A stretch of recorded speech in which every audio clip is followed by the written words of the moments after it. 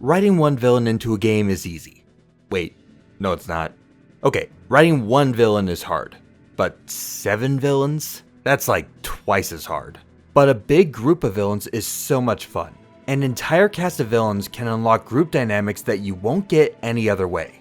Evil organizations, lone wolves teaming up, betrayals, turncoats, evil world building. You just get a level of complexity that you can't get from Johnny SingleBad.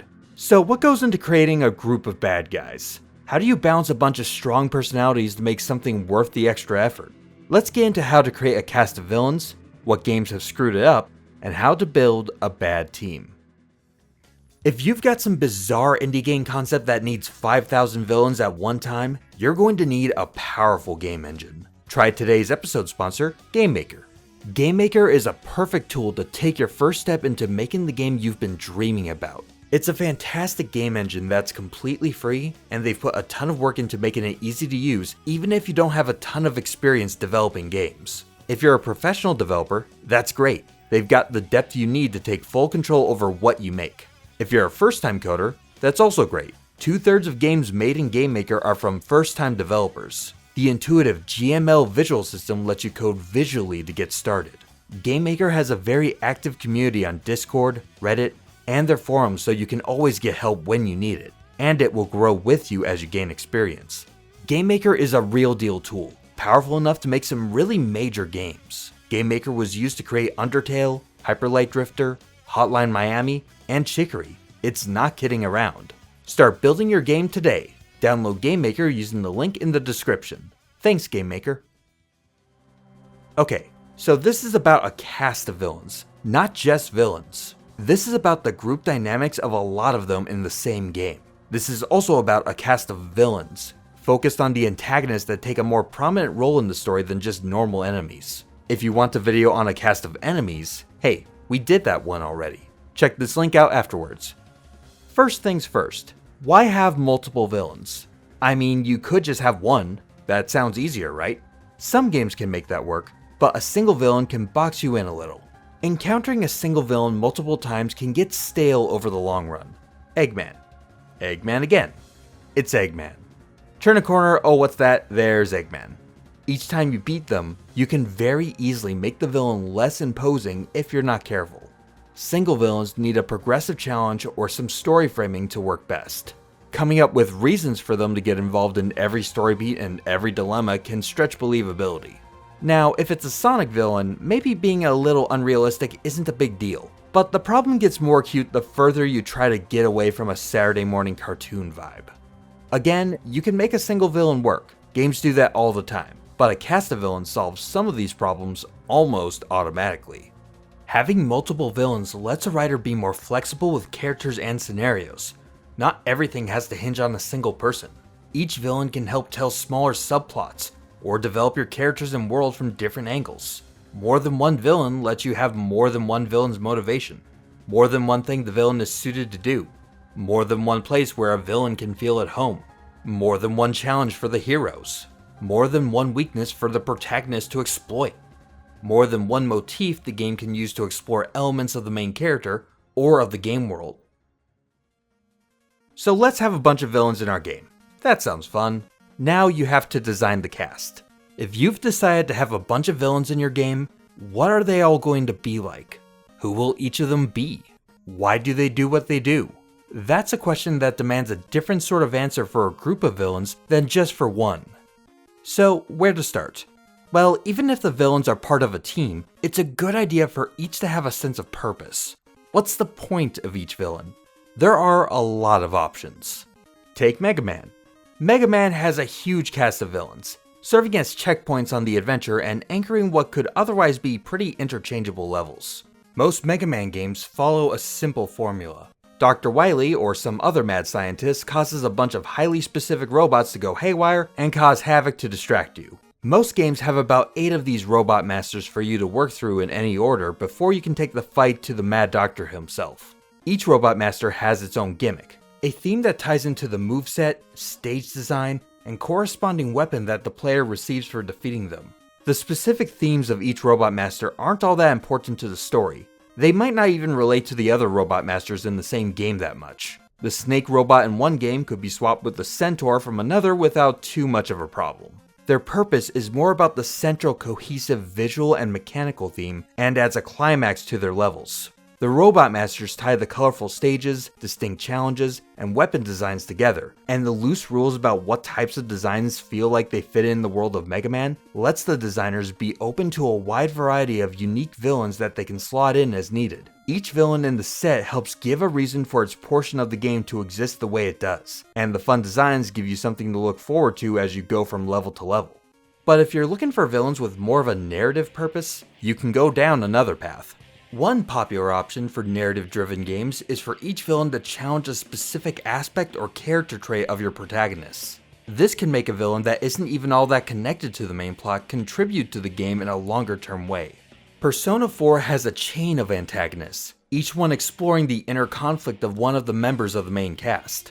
Persona 4's narrative revolves around a supernatural murder mystery, where victims are thrown into a mysterious TV world, where dangerous shadows are brought to life by the people that enter it. Shadows are the manifestations of suppressed human thoughts, representing the least desirable aspects of ourselves that we keep hidden from society. That sounds like the kind of thing that you can use to explore character personalities. Each major boss in the TV world is a reflection of the internal struggle of one of the main characters, brought to life with an explosively over-the-top monster design. Yosuke's childish desire for adventure and excitement, Yukiko's sense of being trapped by her family's expectations and her dependence on others, Kanji's personal shame and insecurity, Teddy's... wait, what is Teddy? Each fight is a not very subtle symbol of the character's internal struggle, while also tying back to the game's overarching murder mystery. The chain of clues runs through each of the shadow selves, and the threats you deal with in the TV world reveal more secrets, or add complications, or ratchet up the stakes of the main plot without having them all directly connect to each other.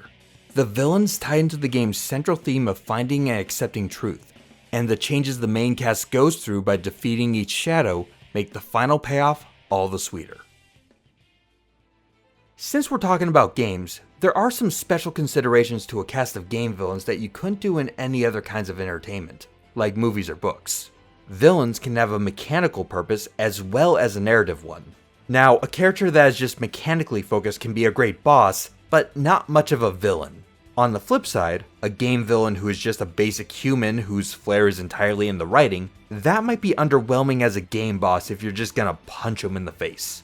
But if a villain happens to have a mechanical hook as well, that can be a great way to anchor a narrative to a game's mechanics while making the villain that much more memorable.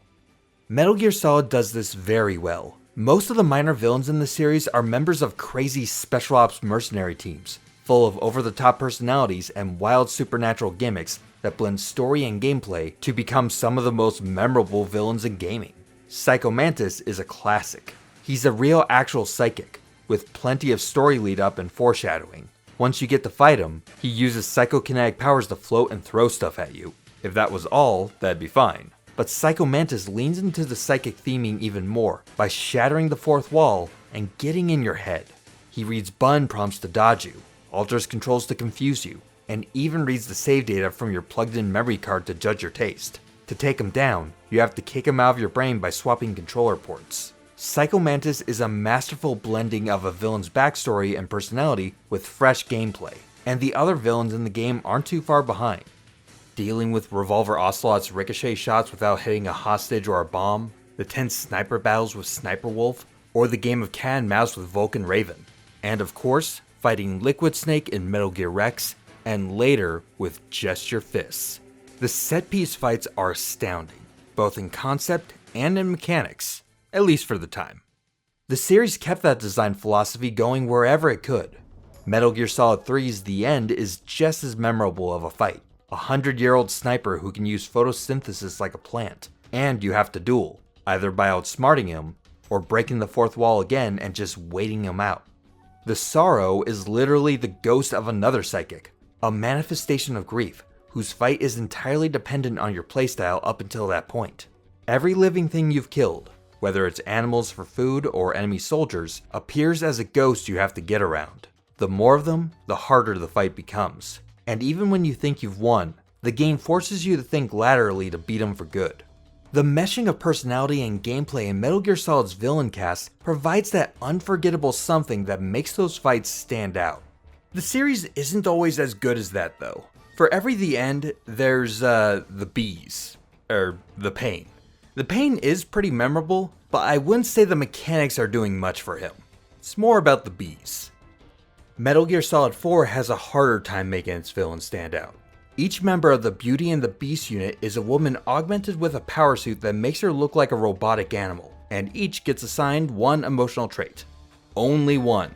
You have Laughing Octopus, Raging Raven, Crying Wolf, and Screaming Mantis. The encounters are, on average, some of the weaker ones in the series, though they start strong with Laughing Octopus, where you have to pay close attention to your surroundings to find her.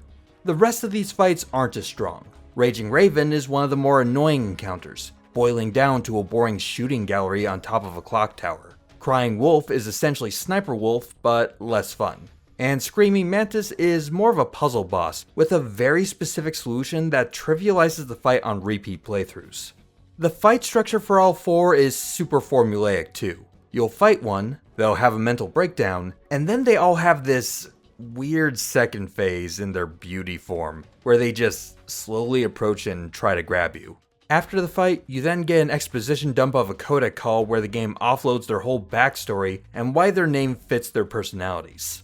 The members of the unit aren't memorable enough as a story fixture as individuals, and don't do a great job building up Liquid Ocelot as the final bad guy, but their formulaic nature especially makes them not stand out compared to the better boss fights of the series. The villain fights in MGS4 show off how far unique mechanics can go to give a villain enough presence to stand out from the cast. So you have ideas for a big cast of villains. They're all unique and cool. Good job. A+. One problem though. Villains tend to be lone wolves. They've got their own weird motivations or backstories or superpowers that might not play nice with each other. Jam together a bunch of those characters willy-nilly and the story might fall apart. A cast of villains often feels best when they're all working together, at least in part. How can you structure your villains to make them a more cohesive unit? Well, easiest would be to make them all work for the same organization. Evil Co., or the Evil Empire, or the mystical society of We're All Evil. Organizations can provide a base for each villain's motivation to stick around and to stick together. Almost any hierarchy can be a great place to set up villain motivations. Maybe it's about rank and prestige. Some villains might report to others. Some might want to rise through the ranks at Evil Co., or topple the Evil King and grab the crown for themselves. This can set up great extra motivations for a villain. They could want to show off in front of their boss. Or maybe they want to sabotage them instead. They are villains after all. They could want to steal the glory of knocking out the hero character, but maybe that opens them up for careless mistakes. The structure can create motivation. The motivation acts with the villain's personality, and those can combine to create some great drama where a single villain can take the spotlight for a bit and smoothly lead the narrative to other villains and other moments. You can see how hierarchy builds up even a paper-thin villain by comparing Andross from Star Fox 64 to Andross in Star Fox Adventures. Andross is the main villain in both games. In Star Fox 64, he's the commander of a solar system spanning army, and your job in the game is to planet hop, take out his lieutenants in charge of each planet, deal with the mercenary Starwolf team working for him, and bit by bit, work your way up to the final encounter. The villain cast's motivations range from money to also money to mostly taunting you, to duty, to nepotism, to, well, everyone kinda just turns to revenge by the end of it. None of it is super deep, but they're all working for the same evil team, and each of the encounters leads you closer to the top of the ladder. Andross doesn't have any sort of deep reason to be doing what he's doing in Star Fox 64. He's just evil. He just does it. None of the villains are much more than cardboard cutouts either. The hierarchy itself is what provides the narrative material to work with. It gives structure and context for the main bosses, the dramatic run-ins with the sub-villains you find along the way, and a reason for the player to keep traveling towards the endgame. Andross in Star Fox Adventures has basically none of that. Andross just shows up at the end, auto-defeats the bad guy you originally were gunning for, and starts a carbon copy encounter of the older games. There's no build-up, no structure that the game telegraphs as you're going along. You don't get to fight the original main villain the game had been leading you towards. The lack of structure makes Andross appearing out of nowhere that much less satisfying, even though it's exactly the same thing from a character and mechanical standpoint. You know, this episode isn't team of villains, it's cast of villains. They don't all have to be quite on the same page. Great cast of villains aren't only found in strict hierarchies, of course. Villains that have loose allegiances to a larger organization can be especially fun to write thanks to the opportunity they open up for shifting alliances. Especially if they're the type of people that mainly look out for themselves and are written in shades of grey, a big cast of villains gives a lot of opportunities for one of them to jump ship. If not forever, at least for a couple of story beats. Like in Yakuza, or Like a Dragon I guess now, the series revolves around the Tojo clan and its many crime families. Each game has a collection of major players both in and out of the Tojo clan, doing all kinds of shady stuff to reach their goals. The game is an over-the-top melodrama, and with so many ambitious characters with flexible morals in one place, you're gonna trip over all the power grabs and criminal politics. In Yakuza Zero, a plot hinging on the acquisition of an empty lot in Kamurocho leads to a complex power struggle full of kidnapping, attempted assassinations, framed murders, puppet masters, and tons of shirtless brawls while they philosophize about the right way to do crimes. Oh, and your character is part of this whole family too, so don't act like your hands are clean. Everyone's true allegiances and goals are kept hidden for the majority of the game, and more often than not, the major players are more focused on each other, even though they're ostensibly on the same team. If you can help them reach their end, come on board. If you can't, they'll flip on you without a second thought. One scene might have you beating the crap out of a large shirtless man, and the next he's taking a bullet for you out of sheer respect for how good you beat him up earlier. The cast are all villains of one sort or another, but that creates the right environment for all the twists and turns of one of the most gripping crime dramas around. If that's all too morally ambiguous for your game, you can always simplify it. Sometimes your cast of villains doesn't have to know each other at all. No More Heroes pits you, Travis Touchdown, against an association of assassins. Everyone is ranked, and the only way to climb up to the top is to cut down everyone in your way. The structure of the game is very episodic, with an Assassin of the Week formula as you move rung by rung up the ladder.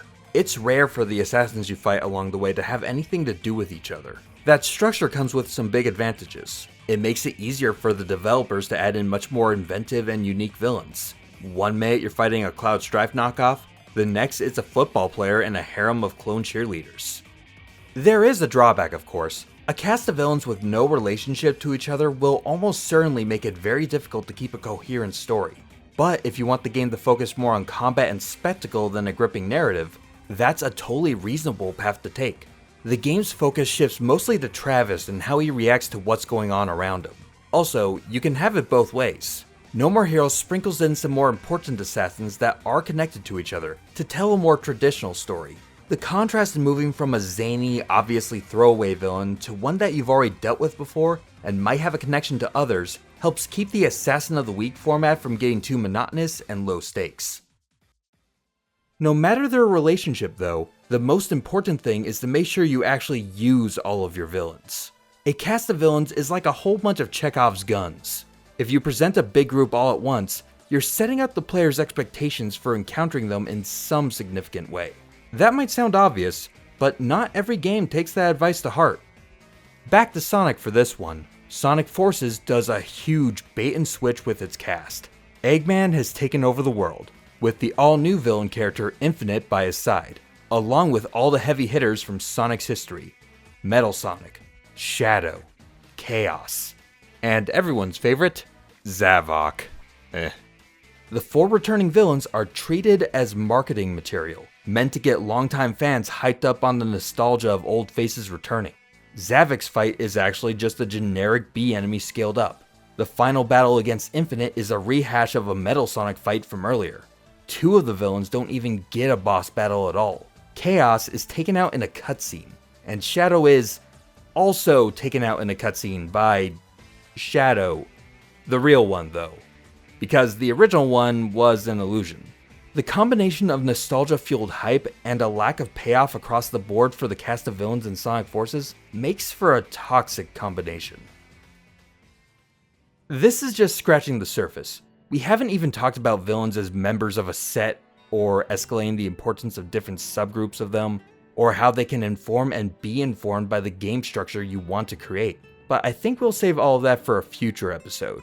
Head down to the comments and let's talk about your favorite villains and how they work together, or how they work very badly together. A cast of villains can be incredibly fun to design. With an enormous range of motives, relationships, and goals, your cast of villains can set up the structure of a game's plot while being flexible enough to twist and turn as your story pace needs it.